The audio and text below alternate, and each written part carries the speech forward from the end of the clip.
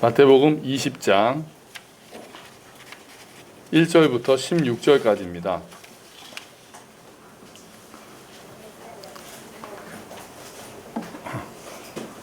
마태복음 20장 1절부터 16절까지 말씀이요. 읽는 거는 이따가 읽을 테니까 일단 찾아만 놓으십시오.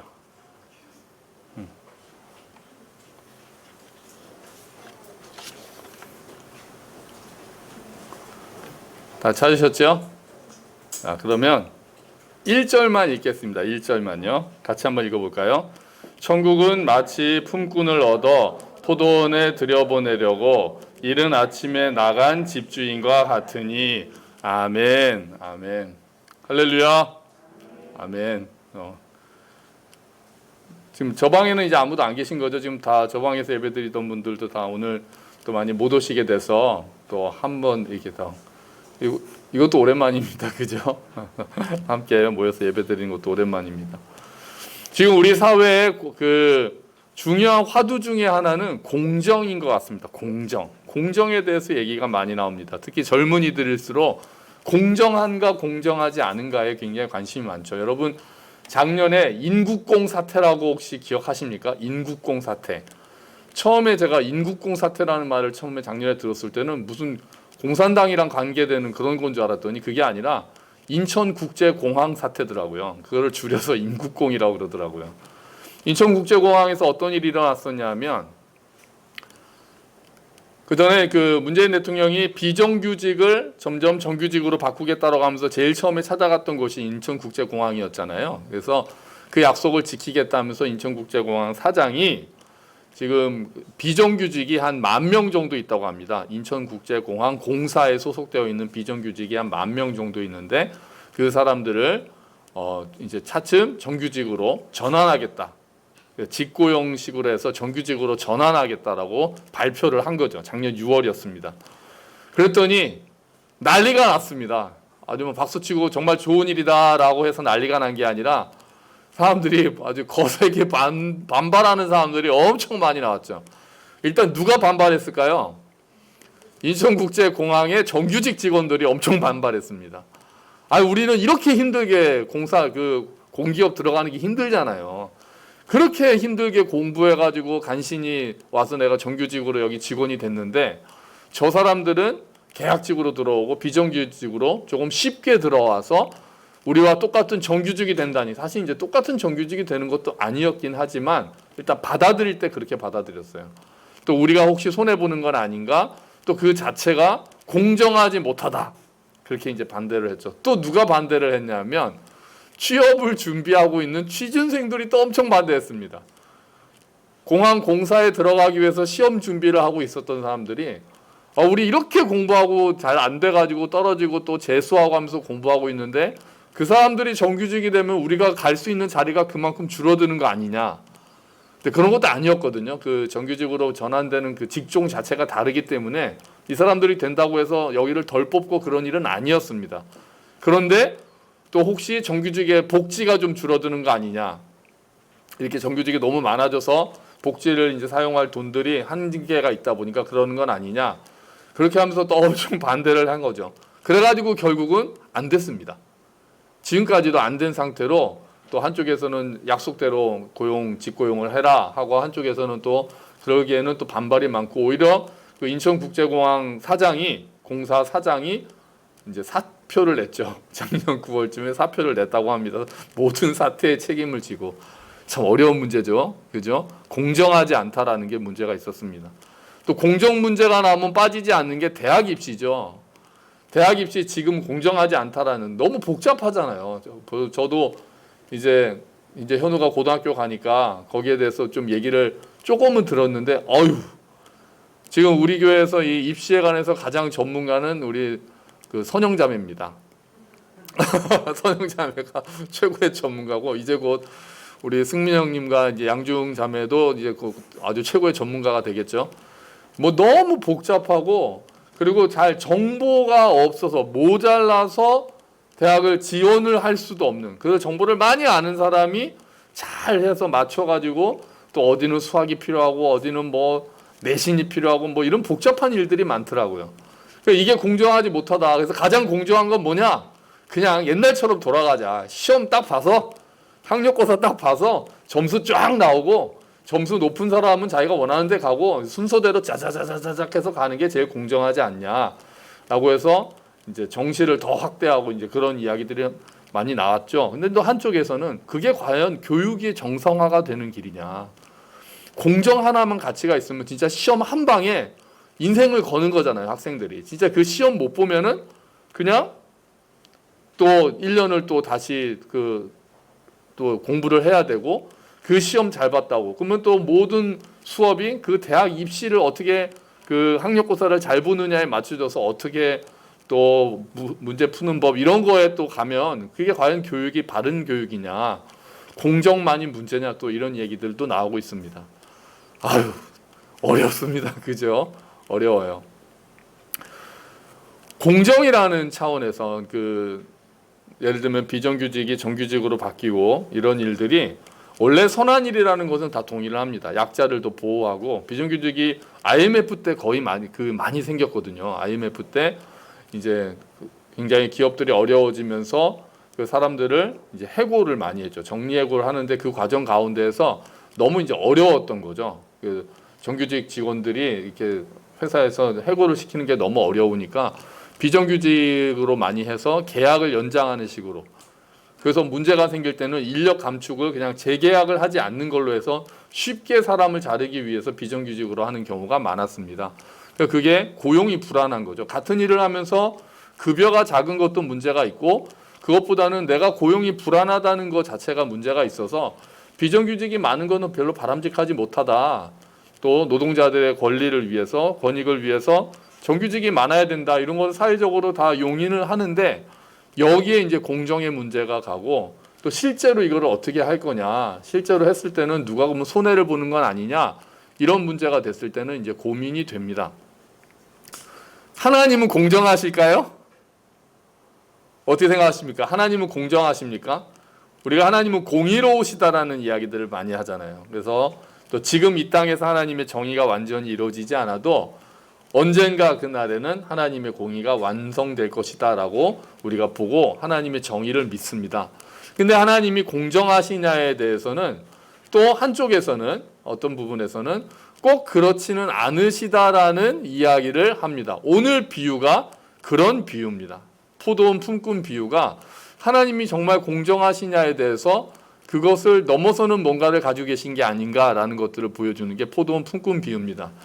1절부터 16절까지가 너무 기니까 그냥 이야기로 우리가 하면 될 것 같습니다. 어떤 포도원 주인이 이제 배경이 포도원인 거죠. 당시 이스라엘은 이제 포도원 주인 뭐 일하는 일들이 많았으니까 사람들이 막 확확 와닿았을 거예요. 예수님이 얘기해 주시는 거죠. 천국은 포도원 주인과 같다. 하나님의 나라는 일꾼을 찾아 나선 포도원 주인과 같다. 그래서 주인이 아침에 일꾼을 구하러 갑니다. 일할 사람을 찾아서 일꾼을 구하러 가죠. 보통 아마 새벽 6시쯤 나갔을 거라고 봅니다. 지금 일용직 일하시는 분들이 아침 6시부터 일을 시작을 하거든요. 그래서 이 당시도 그랬다고 그래요. 그래서 아침 6시에 나가서 이제 일을 이렇게 이제 찾는 거죠. 아침 6시쯤 찾아서 사람들한테 오늘 우리 포도원 와서 일해라. 내가 그러면 한 데나리온을 주겠다라고 이야기를 합니다. 한 데나리온이 당시에 어느 정도의 금액이냐면요. 로마 군인이 받았던 하루 일당이라고 합니다. 그래서 그 당시에 정규직 노동자들이 받았던 하루 일당이래요. 그래서 일용직 노동자는 그만큼도 받지 못했다는 거죠. 한 데나리온만큼도 받지 못하고 훨씬 더 적은 금액을 받았는데 이 집주인은 포도원 주인은 가서 오늘 일하면은 내가 한 데나리온을 줄게. 그럼 이 사람들은 어떻게 생각했을까요? 우와 대박! 이 사람은 정말 돈을 많이 주는 사람이구나 라고 생각을 했던 거예요. 너무 좋아했던 거예요. 너무 좋아하면서 왔을 거란 말이죠. 자, 이제 일을 시작을 합니다. 제가 옛날에 군대 가기 전에 한 달 정도 노가다를 했었거든요. 그때 일당이 5만 원이었습니다. 5만 원. 새벽 5시에 인력사무소에 가서 이제 기다리고 있으면 어디 일할 사람 이렇게 배정을 해가지고 가서 하루 종일 일하면은 6시에 시작해서 6시까지 일하면은 5만 원을 주더라고요. 그다음에 지금은 얼마인지 모르겠습니다. 또 한참 전이니까요. 자, 이렇게 해서 일을 시작을 했어요. 일을 시작을 하고 아침 9시쯤 됐는데 주인이 다시 장터로 나옵니다. 사람이 부족해서 그랬는지 아니면 그냥 일할 사람을 또 찾았는지 왠지는 모르겠어요. 다시 주인이 나와서 또 사람들한테 당신 오늘 우리 포도원에서 일할래? 근데 이번에는 한 데나리온을 주겠다고 약속을 하지 않고 그러면 내가 아주 상당하게 줄게 이렇게 얘기합니다. 성경에는 상당하게 주겠다라고 표현을 합니다. 한 데나리온을 약속하지 않습니다. 처음에 아침 6시부터 일한 사람들한테는 내가 한 데나리온을 주겠다라고 약속을 했고 그 다음에 9시에 나가서는 내가 상당하게 줄게 이렇게만 얘기를 합니다. 얼마 준다고 약속을 딱 부러지게 안 해요. 그러면 아마 어떻게 알아들었을까요? 한 데나리온보다는 조금 덜 주겠구나 이렇게 생각을 하지 않았을까요? 뭐 그래도 좋다고 해서 옵니다. 그런데 이 포도원 주인이 12시에 또 나가가지고 당신들도 와. 또 3시에 또 나가가지고 당신들도 와. 이렇게 된 거죠. 그리고 아주 심하게는 5시, 6시까지 일하거든요. 5시에 또 나가서 오늘 포도원 지금 시간 1시간밖에 안 남았지만 일하러 와라. 내가 상당하게 주겠다. 이렇게 얘기를 한 거죠. 그래서 그 사람들도 처음에 와서 이렇게 묻습니다. 당신들은 왜 지금까지 일하지 않고 놀고 있습니까? 그랬더니 저희는 일하고 싶은데 저를 써주는 사람이 없어서 기다리고 있습니다. 이렇게 얘기를 했더니 포도원 주인이 우리 포도원에 와서 일하세요. 이렇게 된 거죠. 자, 이제 운명의 일당 수여식이 있습니다. 이때 얼마나 긴장되는지 아십니까? 얼마 줄 것인가? 처음에 저희가 일할 때도 5만 원 준다고 얘기 안 하고 그냥 보내거든요. 얼마 줄지는 모릅니다. 그 당시에 시세가 5만 원이었던 거지. 또 인심 좋은 사람을 만나면 좀 더 받을 수도 있었거든요. 굉장히 이제 긴장되는 순간입니다. 이제 그 일을 시킨 사람의 지갑이 딱 열리는 그 시간. 그래가지고 10,000원짜리를 꺼내가지고 이렇게 세는 그 시간이 굉장히 긴장되는 시간입니다. 자, 이 집주인이 굉장히 신기하게 일을 합니다. 제일 마지막에 온 사람들을 부릅니다. 다 이렇게 모여 있는데 1시간만 일한 사람들한테 갑자기 한 데나리온을 덜컥 주는 거죠. 이 1시간만 일하는 사람들은 얼마나 좋았겠습니까? 그 당시에 일당 자체가 정규직 노동자가 1시간, 하루 종일 일해서 한 데나리온을 받는데 자기는 일용직이고 더군다나 시간도 1시간밖에 일 안 했는데 자기는 뭐 조금 주시면 그거라도 감사하다. 오늘 그래도 식구들 먹을 거 조금이라도 살 수 있겠구나라고 생각을 했을 텐데 한 데나리온을 예를 들면 10만 원을 딱 주는 거죠. 일당으로 1시간만 일했는데 얼마나 좋았겠습니까? 그러면 나머지 사람들은 이제 어떻게 생각하겠습니까? 저 사람이 10만 원 받아? 그럼 3시간 일한 사람, 5시간 일한 사람, 특히 아침 6시에 와서 12시간 일한 사람은 우리는 그러면은 10배는 한 10데나리온은 받는 거 아닌가? 이렇게 생각할 수도 있을 거 아니에요? 근데 6시에 온 사람한테도 얼마를 줍니까? 한 데나리온을 딱 주는 거죠. 1시간만 일한 사람들한테도 한 데나리온, 12시간을 일한 사람한테도 한 데나리온을 딱 주는 거죠. 자, 어떻게 되겠습니까? 난리가 나죠. 이 사람들이 이렇게 막 겉으로 막 이렇게까지는 못해도 이제 속으로 불평을 하다가 이제 겉으로 불평을 드러냅니다. 뭐라고 불평합니까? 이 사람들은 1시간밖에 일하지 않았는데 우리는 하루 종일 더위 속에서 수고하면서 10시간을 넘게 일했는데 좀 똑같이 대하는 거는 너무한 거 아닙니까? 이렇게 얘기합니다. 여러분 이 의견에 대해서 어떻게 생각하세요? 맞는 말 아닙니까? 처음에 1시간만 일한 사람과 12시간을 일한 사람을 똑같이 대우한다는 것은 공정하지 못한 거 아닙니까? 그랬는데 그 주인이 이렇게 얘기를 합니다. 오늘 주보에 보시면 마태복음 20장 13절부터 15절 말씀입니다. 자, 우리 같이 읽어볼까요? 그러자 포도밭 주인이 말했다. 친구여, 나는 당신에게 잘못한 것이 없소. 당신들은 한 데나리온을 받기로 나와 약속하지 않았소? 당신 것이나 가지고 돌아가시오. 나는 나중 사람에게도 당신과 똑같이 주고 싶소. 내 것을 가지고 내 뜻대로 하는 것이 무슨 잘못이오? 내가 자비로운 사람이라서 당신의 눈에 거슬리오? 라고 이야기를 합니다. 나의 선함을 악하게 생각하지 마라. 내가 후하다고 해서 네가 마음에 거슬리냐? 이렇게 얘기를 하는 거죠. 내 것을 가지고 내 뜻은 나중에 온 사람도 똑같이 주는 게 내 뜻이다. 당신한테 약속이니까 말이 틀린 말은 없어요. 처음에 약속할 때 한 데나리온 주겠다고 했으니까요. 그러니까 그거를 예를 들면 당신한테 한 데나리온 주려고 하는 걸 뺏어가지고 10만 원 주기로 해놓고 나중에 온 사람도 있으니까 당신 한 5만 원만 받고 이 사람 10,000원 줍시다 뭐 이러면은 또 막 그럴 수 있는데 그런 건 없었거든요. 이 사람도 10만 원을 줬거든요. 근데 문제는 비교를 하게 된 거죠. 주인의 태도에 공감이 더 되십니까? 아니면은 불평했던 처음에 와서 12시간을 일했던 사람들의 태도에도 공감이 되십니까? 저도 그 사람들 말에도 당연히 일리가 있다고 생각합니다. 약속은 지켰죠. 약속은 지켰지만 받았을 때 기분이 좋지는 않죠. 1시간 일한 것과 12시간 일한 거를 똑같이 취급을 받는다는 사실이 기분이 좋지는 않잖아요. 우리 마음은. 우리의 기분상 그렇잖아요. 인정상 그렇잖아요. 그럼 예수님은 처음에 하나님의 나라는 포도원 주인과 같다라고 말씀하셨으니까 하나님 나라의 원리를 보여주시려고 하시면서 이 비유를 딱 말씀하신 거거든요. 그러면 하나님 나라의 원리가 도대체 뭐라는 겁니까? 하나님 나라의 원리는 공정을 넘어서는 은혜라는 겁니다. 공정을 넘어서는 은혜. 공평, 공정한 게 다가 아니라는 거죠. 그거를 뛰어넘는 은혜가 하나님 나라의 원리라는 것을 보여주고 싶으셨던 거죠. 하나님의 주권적인 은혜.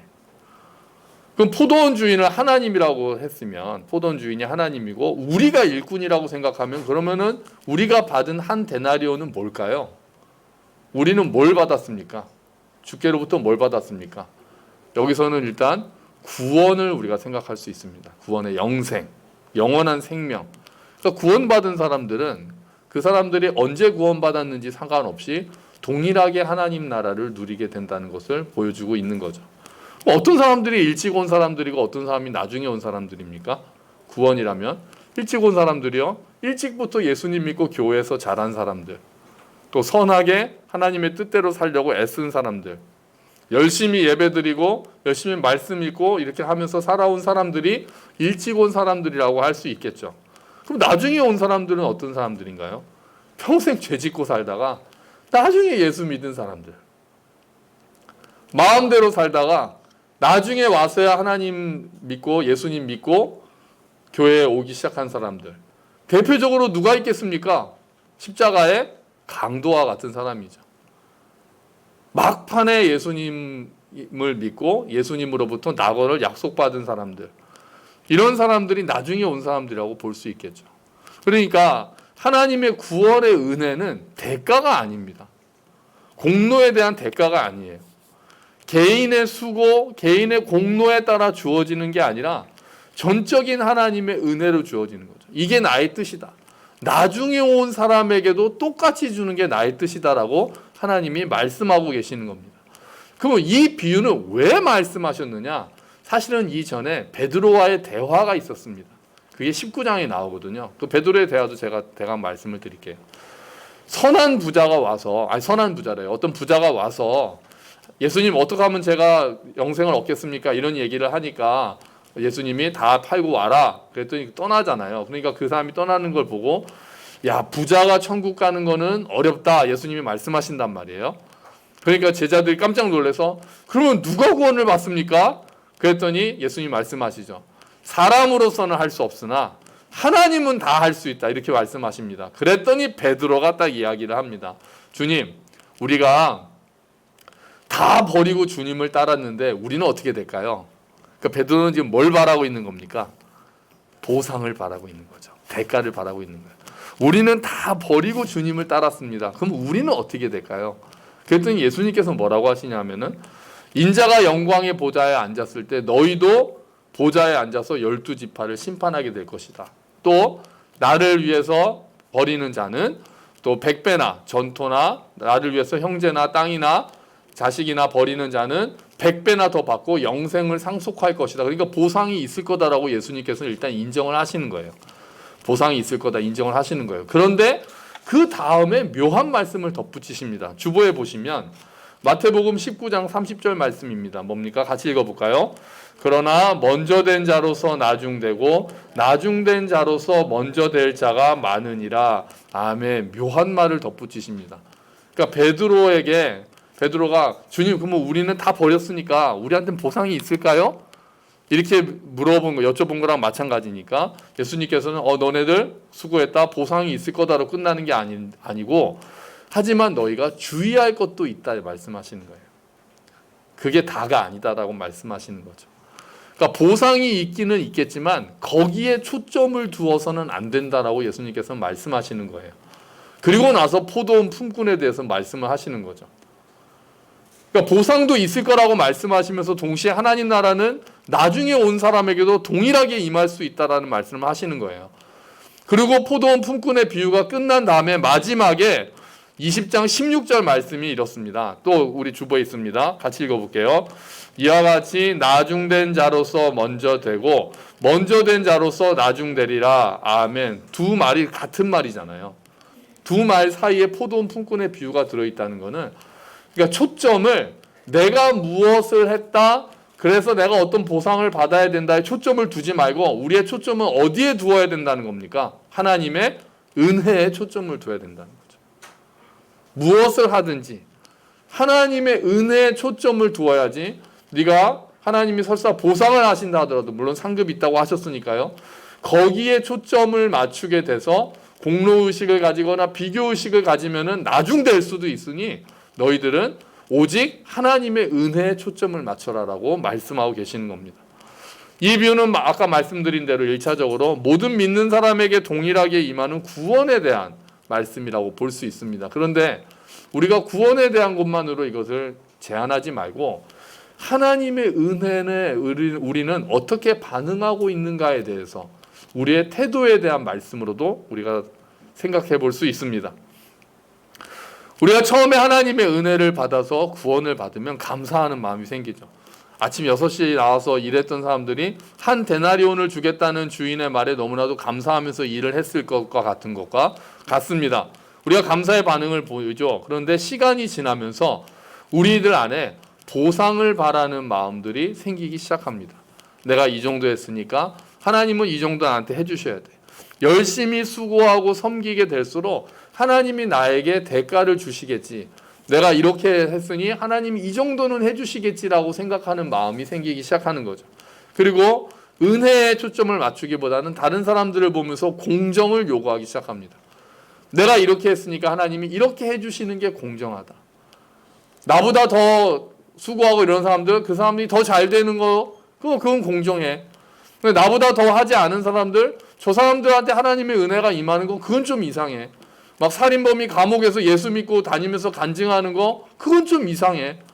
나는 지금까지 열심히 여기서 착하게 살아왔고 하나님 말씀대로 교회 안에서 살아왔는데, 그래서 나는 어쨌든 또 평안한 복을 누리고 있는데 갑자기 막 그런 살인범이 감옥에서 예수를 믿고 완전히 변했다면서 간증하고 다니면은 저거는 뭐야?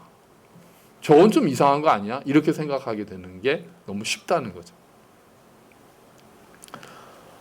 은혜보다 공정을 요구하면서 문제가 뭐냐면은 감사의 마음을 잃어버리기 시작하는 겁니다. 감사의 마음을 잃어버리고 비교하기 시작한다는 거죠. 저 사람은 왜? 나는 이렇게 했는데 왜 저 사람은 더 저런 은혜를 받지? 비교하게 되고 그 비교가 불평과 원망으로 가게도 됩니다. 나보다 덜 수고한 사람이 나와 같은 은혜를 받는다는 것을 불공정하다라고 항의하게 된다는 거죠. 질투하게 되는 거죠. 내가 원래 은혜를 받을 자격이 없었다는 것을 잊어버리는 겁니다. 하나님의 은혜를 받을 자격이 없는 내가 예수 그리스도의 보혈로 말미암아 하나님이 먼저 우리를 사랑하셔서 우리도 은혜를 받게 됐다는 사실을 잊어버리게 되고 하나님께 우리가 공평하지 못합니다 라고 소리 지르게 된다는 거죠. 성경에서 또 어떤 사람이 그랬습니까? 요한복음 15장에 등장하는 큰아들이 비슷한 모습을 가지고 있었습니다. 큰아들은 선하게 아버지 옆에서 살아왔거든요. 그런데 아버지의 재산을 탕진하고 돌아온 그 작은 아들을 그 아버지가 다 받아들이고 회복시켜주고 잔치를 여는 거에 대해서 큰아들은 공정하지 못하다는 생각을 가졌습니다. 그래서 잔치에 들어가지도 않고 거기에 바깥에 머물러 있었죠. 공로의식을 가지고 있었던 거죠. 나는 아버지 옆에서 이렇게 수고를 했는데 나를 위해서는 염소 한 마리도 잡아주시지 않으시더니 저 아들이 돌아오니까 저 아버지의 재산을 탕진한 아들이 돌아오니까 잔치를 열어주십니까? 라고 하면서 그에 대해서 비교하고 내 공로를 내세우고 불평하고 원망하는 자리에 간 거죠. 은혜에 초점을 맞추는 것이 아니라 공정에 초점을 맞추는 우리의 모습과 비슷한 건 아니겠습니까? 이런 사람들에게 예수님께서는 먼저 뭐라고 말씀하시는 겁니까? 먼저 된 사람이 나중되고 나중된 사람이 먼저 될 수 있다라고 말씀하시는 겁니다. 여러분, 물론 공정의 원리가 중요합니다. 중요하죠. 불공정한 일들이 많잖아요. 불공평하고 운동장도 기울어져 있고 또 너무 많잖아요. 그러면 안 되죠. 공정해야 되는 거죠. 그래서 정말 수고한 만큼 대가를 받는 게 맞죠. 그러나 교회는 공정에서 머물러서는 안 됩니다. 교회는 한 걸음 더 나아가야 됩니다. 어디로 나아가야 됩니까? 은혜와 긍휼의 원리로 나아갈 수 있어야 합니다. 내가 은혜로 구원받았다는 것을 잊지 않는 거죠. 내가 은혜로 구원받았다는 것에 대해서 감사하는 거죠. 그리고 지금도 내 삶이 하나님의 은혜로 이루어지고 있다는 것, 내가 나된 것은 다 하나님 은혜라는 사실, 이것이 나에게 주어진 선물이라는 것을 우리가 잊지 않아야 된다는 겁니다. 내가 하나님의 부름을 받아서 하나님 나라를 위해서 일할 수 있는 것 자체, 포도원에 가서 일할 수 있는 것 자체가 하나님의 은혜다라는 것을 잊지 않는 겁니다. 보상을 바라면서 억지로 일하거나 남들과 비교하면서 일하는 것이 아니라 감사하는 마음으로 일하는 태도가 예수님께서 우리에게 원하시는 태도고 하나님 나라의 원리는 그런 것이다라고 말씀하시는 겁니다. 여러분, 하나님은 언제나 우리가 마땅히 받아야 될 것보다 더 풍성하게 주시는 분이십니다. 우리가 받아야 될 것보다 더 풍성하게 주시는 분이십니다. 그러므로 우리는 거기에 감사함으로 반응해야 합니다. 여러분, 우리가 하나님의 은혜를 풍성히 누리고 하나님의 은혜를 풍성하게 누리고 하나님의 은혜를 찬양하고 감사하고 그 하나님의 긍휼하심을 기억하고 우리 또한 다른 사람들을 대할 때 긍휼함으로 대해서 하나님의 은혜의 통로가 되는 것이 하나님 나라의 원리를 살아가는 사람들의 마음일 것입니다. 우리 모두가 은혜의 원리, 공정의 원리도 중요하지만 또 때로는 그 공정을 뛰어넘어서 하나님의 은혜의 원리를 누리고 또한 그 은혜의 통로가 되시는 저와 여러분이 되시기를 주의 이름으로 축원합니다. 아멘. 우리 같이 기도하겠습니다. 하나님, 이 비유가 조금 불편하기도 하지만 나에게 베푸신 하나님의 은혜가 어떤 것인가를 생각해 봅니다. 주님, 도와주십시오. 내가 보상을 바라거나 대가를 바라는 마음, 비교하거나 또 불평하는 마음이 아니라 하나님의 은혜에 초점을 맞추는 삶이 되게 하여 주시옵소서. 우리 함께 기도하겠습니다.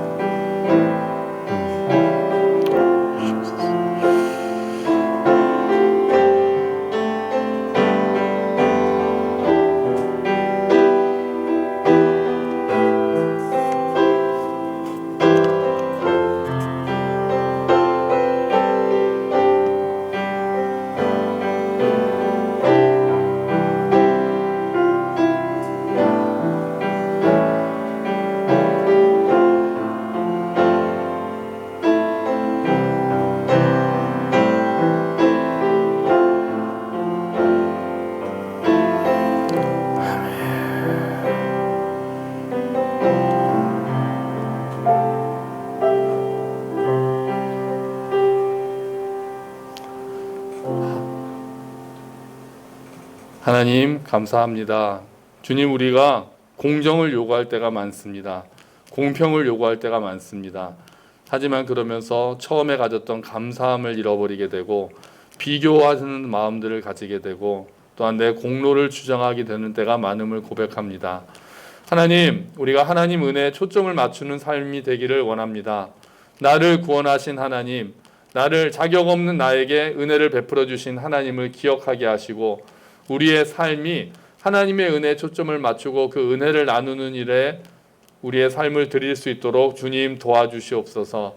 우리가 더 약한 사람들을 보고 또 나중에 은혜를 받는 사람들을 보고 함께 감사하며 함께 동역자 의식을 가지고 빚진 자 의식을 가지고 살아갈 수 있기를 원합니다. 함께 기뻐하며 축하하고 함께 하나님께 나아가는 우리가 되기를 원합니다. 주님, 우리를 구원해 주셔서 감사합니다.